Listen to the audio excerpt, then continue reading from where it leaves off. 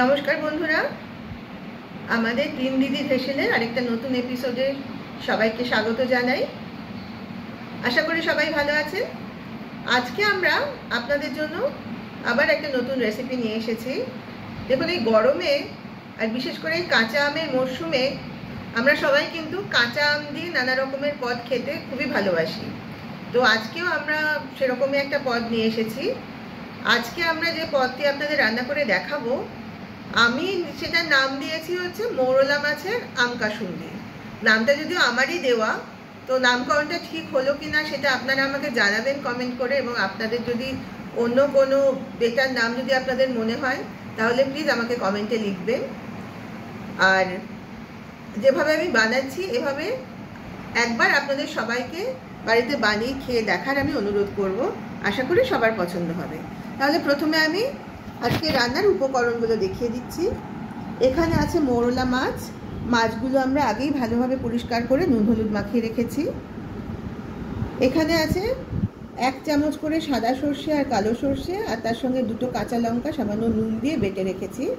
ফোড়নের জন্য আছে কালো সর্ষে আর 2টো শুকনো লঙ্কা। এখানে দেখুন আমরা কিছুটা আম কেটে নিয়েছি ছোটো টুকরো করে। আছে কাঁচা লঙ্কা, হলুদ, সামান্য চিনি আর নুন। এই উপকরণ দিয়ে আমরা রান্নাটা করব, আর রান্নাটা হবে কিন্তু সর্ষের তেলে। চলুন তাহলে শুরু করা যাক। আমরা গ্যাস জেলে গ্যাসের ওপর কড়াই বসিয়ে দিয়েছি। কড়াইতে দিয়ে দিয়েছি পরিমাণ মতো সর্ষের তেল। তেলটা গরম হলে আমরা প্রথমে যেটা করব, মাছগুলো হালকা করে ভেজে নেব। এখানে কিন্তু আমরা খুব কড়া করে ভাজবো না, একটু হালকা করেই ভাজবো। আমাদের তেলটা গরম হয়ে গেছে। এবার তেলের মধ্যে দিয়ে দিচ্ছি নুন হলুদ মাখিয়ে রাখা মাছগুলো।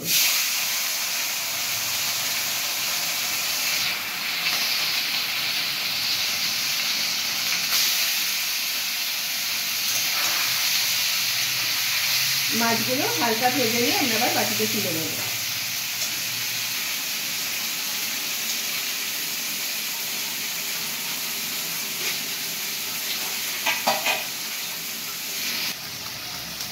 মাছগুলো আমরা হালকা ভেজে নিয়েছি, এবার বাটিতে তুলে নিচ্ছি।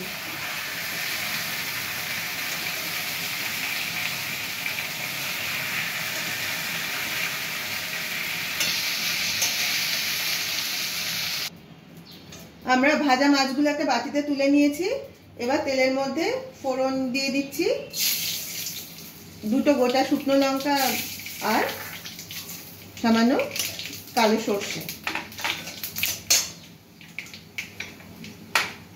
এবার তেলের মধ্যে আমরা কেটে রাখা আমগুলো দিয়ে দেব।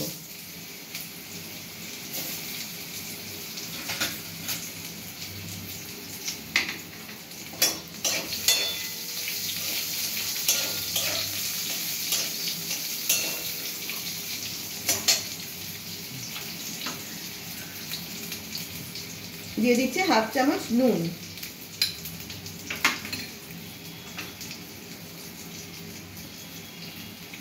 খুব সামান্য হলুদ দিয়ে দিলাম। এবার সবগুলো ভালোভাবে নেড়ে দেব।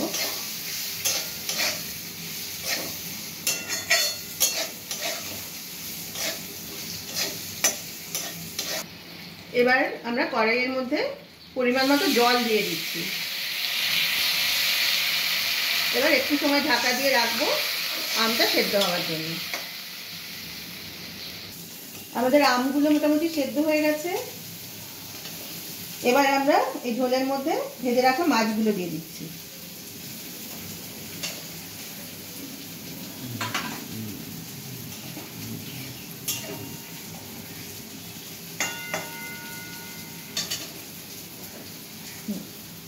এবার দিয়ে দিলাম 4টে চিড়ে রাখা কাঁচা লঙ্কা।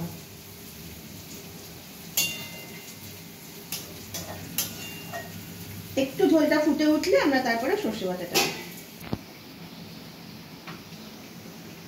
আমরা এবার কড়াইতে সামান্য চিনি দিয়ে দিচ্ছি। চিনিটা কিন্তু বেশি দেবো না, জাস্ট কয়েক দানা দেবো। আমরা কিন্তু রান্নাটা কিন্তু টক স্বাদেরই থাকবে, মিষ্টি নয়। জাস্ট একটু ব্যালেন্স করার জন্য সামান্য চিনি দিলাম।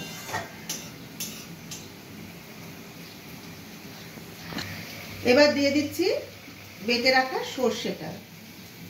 নুন আর কাঁচা লঙ্কা দিয়ে সর্ষেটা বেটে রেখেছিলাম, সেটা আবার দিয়ে দিলাম। এবার ঝোলটা ফুটে উঠলে আমাদের রান্নাটা কমপ্লিট হয়ে যাবে। আমাদের রান্না একেবারে শেষের পথে। নামানোর আগে আমরা ওপর দিয়ে একটু শুধু সর্ষের তেল ছড়িয়ে দেব।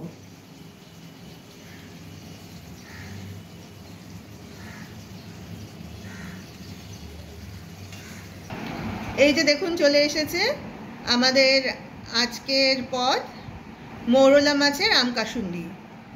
এই গরমের দুপুরে কিন্তু ভাতের সঙ্গে এরকম একটা মেনু যদি থাকে তাহলে কিন্তু একেবারে খাওয়াটা পুরোপুরি জমে যাবে।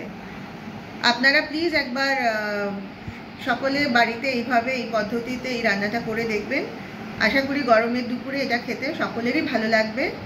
আর কার কেমন লাগলো সেটা প্লিজ আমাদের কমেন্ট করে জানাবেন। আপনাদের কমেন্টের অপেক্ষায় কিন্তু আমরা সবসময় থাকি। আর যদি ভিডিওটা ভালো লেগে থাকে তাহলে প্লিজ একটা লাইক দেবেন আর শেয়ার করবেন আপনাদের পরিচিত সকলের সঙ্গে।